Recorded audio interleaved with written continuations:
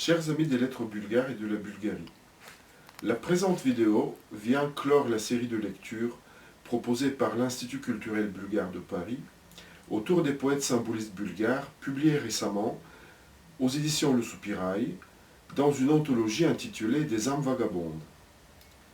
Elle est le fruit de 16 années de travail et j'espère que le résultat est à la hauteur de ces écrivains qui ont marqué leur siècle. Elle regroupe 14 poètes qui ne sont pas tous absolument symbolistes, ni ne constituent absolument la somme de tous les auteurs bulgares qui aient trempé leurs plumes dans l'encre opaque du symbolisme. Certains d'entre eux, comme Emmanuel Popdimitrov et Christo Yasenov, ont une imagerie purement symboliste.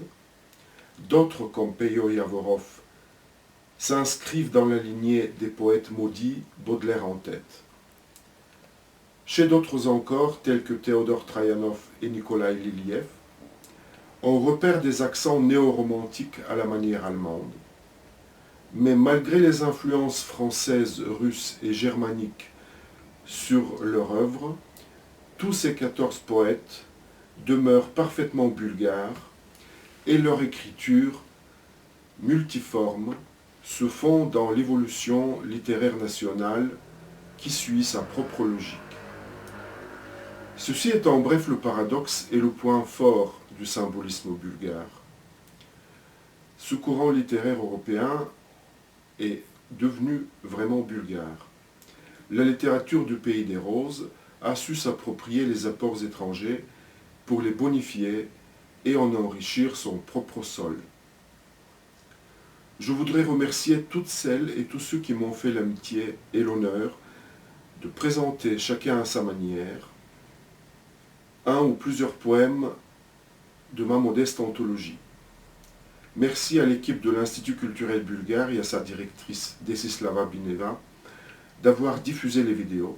Merci aussi et surtout aux éditions Le Soupirail et à leur directrice Emmanuelle Moisan d'avoir eu le courage et la patience de publier cette anthologie contre vents et marées en pleine pandémie. Merci également à la librairie Lettres dans le 5e arrondissement de Paris de nous avoir prêté ses locaux pour certains tournages. Espérons que cette réalisation trouvera un accueil favorable auprès du public français. Pencho Slaveikov, Ivan Andreichin, Peyo Yavorov, Dimitar Boyadjiev, Теодор Траянов, Сирак Скитник, Вентин, Екатерина Ненчева, Николай Лилиев, Емануил Попдимитров, Дора Габе, Димчо Дебелянов, Христо Ясенов et Christo Smirnensky le méritent tous à plus d'un titre.